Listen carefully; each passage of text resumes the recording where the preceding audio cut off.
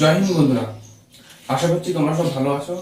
আমি নিজাম ফিজিক্যাল একাডেমির পক্ষ থেকে যারা যারা 2024 সালে আর্মি অগ্নিবীরে পরীক্ষা দিয়েছে তাদের তাদের ফিজিক্যালের জন্য আন্তরিক শুভেচ্ছা জানাই।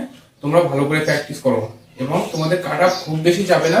যে তোমাদের এয়ার অনুযায়ী যে কিভাবে কত কাট অফ যাবে সেটা তোমাদের দেখানোর চেষ্টা করা হচ্ছে। এটা দেখো যে Indian army Agniveer cut off 2024 কেমন যেতে পারে। জিডি জিডি মানে জেনারেল ডিউটির ক্ষেত্রে যারা 25 থেকে 30টা কোশ্চেন অ্যান্সার করে এসছো, তারা চিন্তা না করে বাড়ি বসে রেজাল্টের অপেক্ষায় চিন্তা না করে তারা ফিজিক্যাল করা আরম্ভ করে দাও। তারা এর মধ্যে ফিজিক্যাল করা আরম্ভ করো। তাতে ফিজিক্যাল তোমাদের কাছে যে ফার্স্ট গ্রুপে হচ্ছে 100 নম্বর আর সেকেন্ড গ্রুপে 88 নম্বর। এতে যেমন ফিজিক্যালে তোমাদের প্রয়োজন বিম অবশ্যই 10টা বিম তোমার দরকার হবে।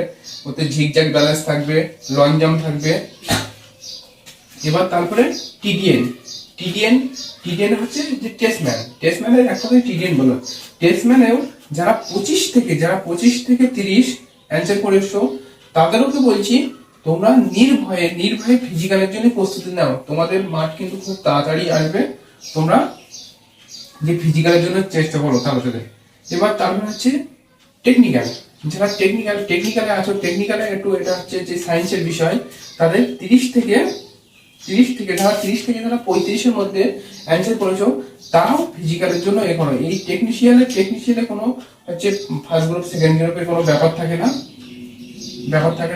তোমরা মার আরম্ভ করো।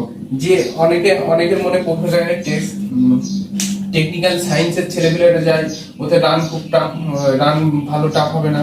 আমি বলছি রান এখন সবই সমান, সবাই চাকরির প্রয়োজন, সবার পেটে চাকরির খিদে আছে, সেই জন্য সবাই ভালো করে প্র্যাকটিস করছে। তোমাদেরও তো বলছি তোমরা ভালো করে এখন থেকে ফিজিক্যালের জন্য জোর দাও। কোনো বিষয়কে এখন ছোটভাবে নিও না, সবাই চাকরিটা আশা করছে, চাকরি আশা। এনে তোমার নার্সিং অ্যাসিস্ট্যান্ট এটা হচ্ছে পার্মানেন্ট। নার্সিং অ্যাসিস্ট্যান্ট হচ্ছে পার্মানেন্ট।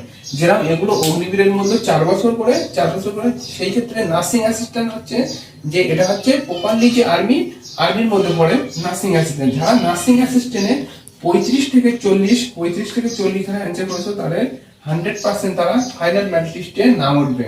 ফাইনাল ম্যারিট লিস্টে নাম ওঠার জন্য তার আগে ফিজিক্যাল পাস করতে হবে, তোমার মেডিকেল পাস করতে হবে, তারপরে তোমার ডকুমেন্ট ভেরিফিকেশন, যেগুলো যা যা প্রয়োজন হয় সেগুলো তুমি পাস করার পরে, সেগুলো যদি তুমি পাস করতে পারো, কেউ যদি 35 থেকে 40 অ্যান্সার করতে পারে, তাহলে 35% তাদের 100% ফাইনাল লিস্টে তার নাম থাকবে। এবার তারপর হচ্ছে ক্লার্কে এবার টাইমিং টেস্ট হবে। ক্লার্কে এবার নম্বর কম যাবে, ক্লার্কে টাইপিং টেস্ট। ক্লার্কে কেউ যদি 32 থেকে 35 কেউ অ্যান্সার করতে পারে, তাদেরকেও বলছি তোমাদের ফাইনাল লিস্টে 100% তোমরা সিলেকশন পাবে। এখন অনেকের প্রশ্ন জাগে যে ক্লার্কের রান কেমন হবে, ক্লার্কের কি বৃত্তান্ত।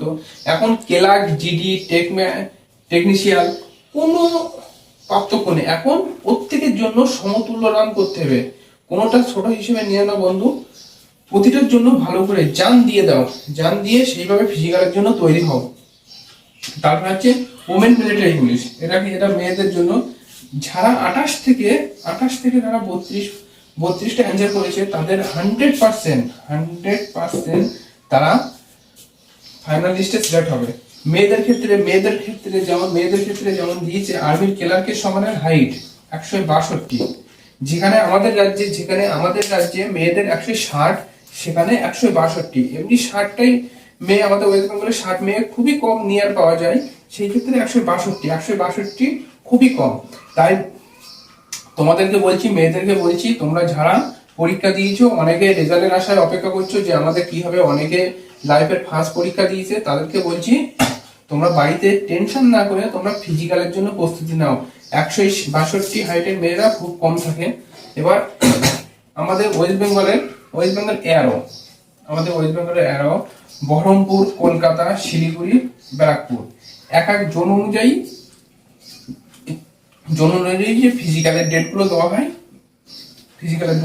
হয়, তোমাদের বলছি তোমাদের স্বপ্ন যদি সত্যি থাকে তাহলে আজই তোমরা যে মিথ্যা স্বপ্নের আশায় না ঘুরে সত্যি স্বপ্নের পিছনে দৌড়াও, তোমরা সাকসেস পাবে।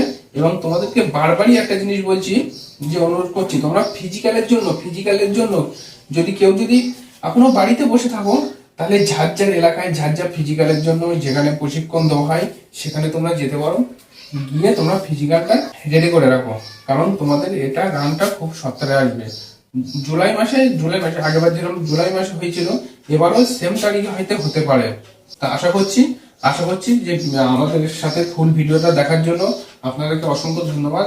এইভাবে পাশে থাকলে আমরা নতুন নতুন ভিডিও আনতে পারবো এবং আপনাদের কিছু জানানোর জন্য উপকৃত হব। এই ভিডিওটা দেখার জন্য আপনাদেরকে অনুরোধ করছি, এবং ভিডিওটা যদি ভালো হয় তাহলে বেশি বেশি করে লাইক এবং শেয়ার করো। জয় হিন্দ বন্ধুরা।